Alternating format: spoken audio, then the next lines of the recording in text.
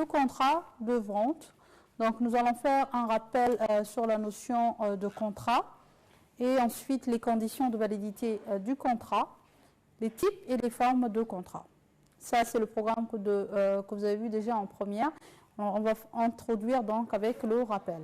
Ensuite, nous allons entamer avec la définition du contrat de vente, les effets et les obligations du contrat de vente qui vont se subdiviser en deux sous-parties, les effets du contrat de vente et les obligations des parties, qui ne sont d'autres bien sûr que le vendeur et l'acheteur. Pour la définition du contrat, le contrat est une convention par laquelle une ou plusieurs personnes s'obligent envers une ou plusieurs autres à donner, à faire ou à ne pas faire quelque chose. Il existe ainsi donc trois types d'obligations. L'obligation de donner qui suppose le transfert de la propriété sur une chose, à savoir en cas de legs, en cas de testament, le fait qu'une partie s'oblige à donner un bien à une autre sans contrepartie. L'obligation de faire qui impose au contractant la réalisation d'une prestation définie. Dans tout contrat, chaque partie a un certain nombre d'obligations à réaliser, donc c'est l'obligation de faire, et l'obligation de ne pas faire qui contraint le contractant à s'abstenir de faire certains actes. Le fait, par exemple, d'interdire de fumer dans les locaux d'une entreprise et une obligation de ne pas faire. Continuons, pour les conditions de validité d'un contrat, ils sont au nombre de 4. 4 conditions de validité, dont si une seule manque, tout simplement le contrat est nul. Il n'est pas valable en droit. En premier lieu, nous retrouvons le consentement de la partie ou des parties qui s'obligent. Chaque partie qui est signataire dans un contrat doit être d'accord avant de signer le contrat. Si on force l'une des parties à signer le contrat, tout simplement ce contrat-là est nul. Ensuite, on a la capacité juridique des contractants. Chaque partie signataire doit être majeure. Elle doit avoir non seulement la capacité de jouissance, mais aussi la capacité d'exercice. Ensuite, nous avons l'objet du contrat. L'objet doit être déterminé ou déterminable. Il doit exister au moment de la conclusion du contrat ou bien on doit être sûr qu'il va exister dans le futur. Et enfin, une cause licite. Donc, du contrat, la cause doit être licite. L'objet du contrat ne peut pas porter, par exemple, sur la vente d'une drogue. Ce contrat-là serait nul. Poursuivons. Pour les différents types, et formes du contrat, nous avons, à titre de rappel toujours, le contrat signalagmatique, les parties qui s'engagent l'une envers l'autre. Par exemple, le contrat de vente qui est d'ailleurs l'objet du cours d'aujourd'hui. Unilatéral, une seule partie qui s'oblige, les legs. À titre onéreux, chaque partie reçoit un avantage en contrepartie de son engagement, contrat de vente ou de location. À titre gratuit, une seule des parties procure un avantage sans attendre ou recevoir une contrepartie, c'est la donation. Aléatoire, les avantages ou les pertes résultent d'un événement incertain, le contrat d'assurance. Spontané, les obligations sont exécutées sur le champ et en une seule fois, le contrat de vente. Successive, les obligations s'échelonnent dans le temps. De gré à gré, les obligations sont librement discutées par les parties. D'adhésion, une des parties n'a pas le choix et doit accepter les conditions de l'autre. C'est le cas de contrat d'assurance. Consensuel, le contrat se forme dès l'accord des parties. Pour le contrat, par exemple, de transport.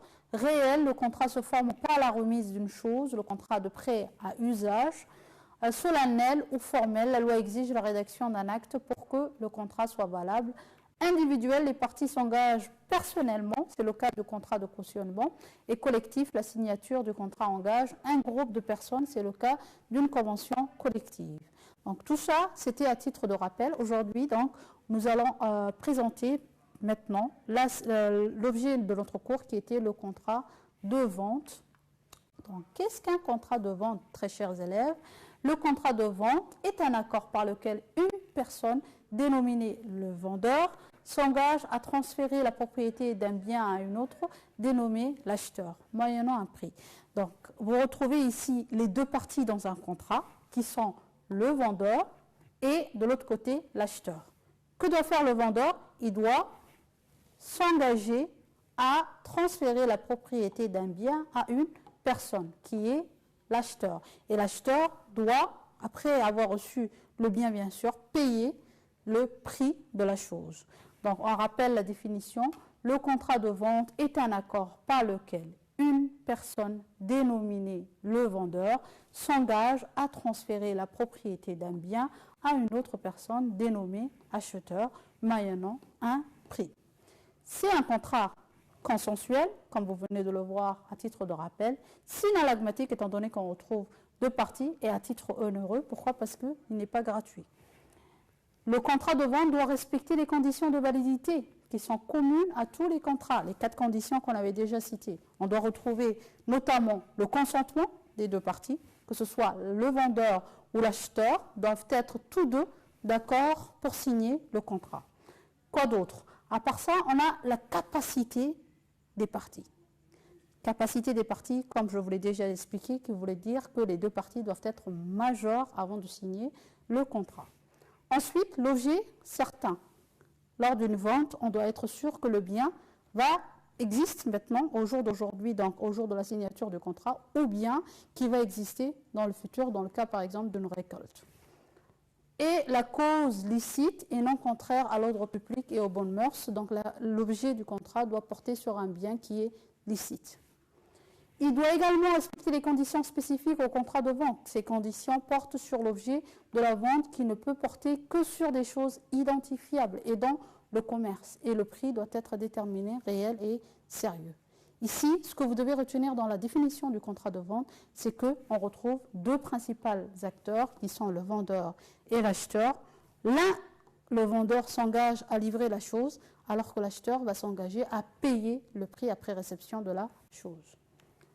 Pour les effets et obligations du contrat de vente, le contrat de vente a pour effet le transfert de propriété du bien, le transfert de risque du concomitant au transfert de propriété. L'acheteur supportera donc la perte de la chose en cas de disparition dès l'accord des parties, et peu importe que l'acheteur soit en possession de la chose ou pas. Le transfert de propriété est donc distinct du transfert de la chose. Cette règle de transfert de propriété peut être modifiée.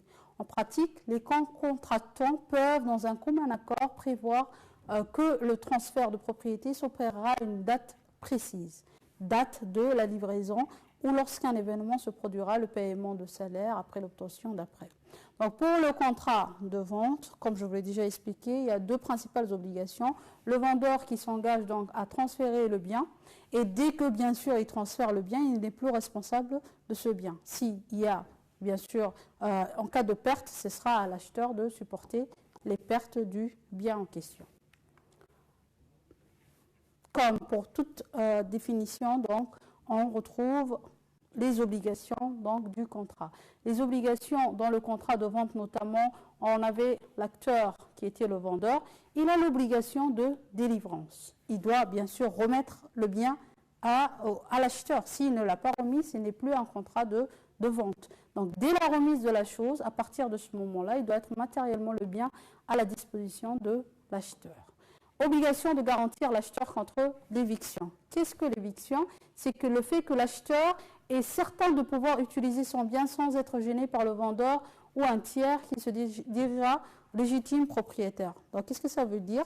C'est le fait, très chers élèves, que, ayant conclu un contrat de vente, ça peut arriver, le fait qu'une tierce personne, qui n'est ni le vendeur ni l'acheteur, se dit propriétaire du bien, à savoir qu'ils disent que la voiture qu'on t'a vendue, ça m'appartient, tout simplement. Donc, à qui incombera maintenant de prouver le propriétaire du bien? Qui va devoir prouver à qui appartient finalement la voiture? Ce sera donc, bien sûr, au vendeur de prouver que le bien appartient bel et bien à l'acheteur.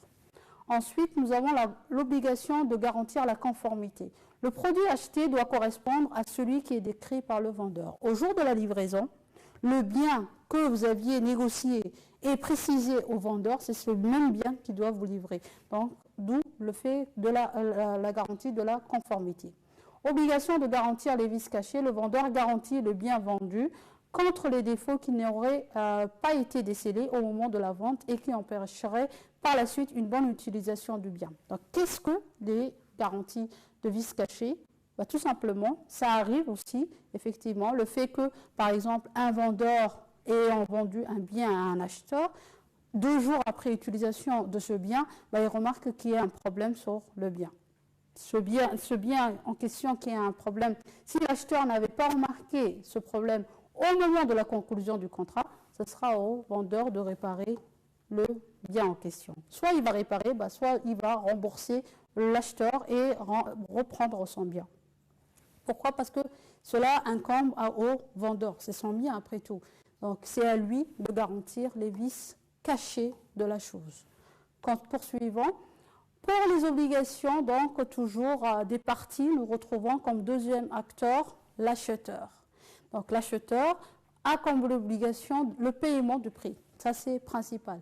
Pourquoi? Parce que, ayant reçu le produit en question, le bien, il se doit de donner la contrepartie qui était le prix. L'acheteur, donc, s'engage à payer le prix fixé selon les modalités de paiement prévues donc, dans le contrat.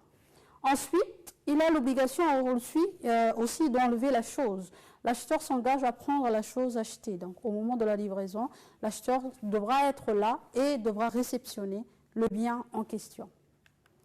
Ici, je vous ai pris à titre d'exemple donc un exemple de contrat de vente qui sont sous-signés donc entre les deux fameuses parties dont on a déjà parlé, l'acheteur et le vendeur. Le vendeur qui n'est d'autre que M. Mohamed Ali Hussein et l'acheteuse, ici il s'agit d'une femme, Yasmine Abdi Absoui. Quel était l'objet du contrat? Il portait sur la vente d'un véhicule de marque Mitsubishi Pajero. Et il y a tous les détails reliés à ce bien-là. On voit très clairement le prix de vente qui est bel et bien affiché dans le contrat. On voit les parties, comme on l'a déjà expliqué. L'objet du contrat qui était le véhicule, le prix, d'accord? Quoi d'autre? Donc, et il peut y avoir quelques conditions. Comment on appelle ces conditions-là? Ce sont des clauses sur lesquelles les parties se mettent d'accord. Enfin, pour revenir à notre condition de validité du contrat, on voit très clairement que et le vendeur et l'acheteur ont bel et bien signé ce contrat. Donc tous les deux étaient consentants pour signer et conclure ce contrat ensemble. Très chers candidats, je vous souhaite une bonne chance pour vos révisions. J'espère que cette séance vidéo vous a été bénéfique et que vos révisions vont se poursuivre à la maison. Merci.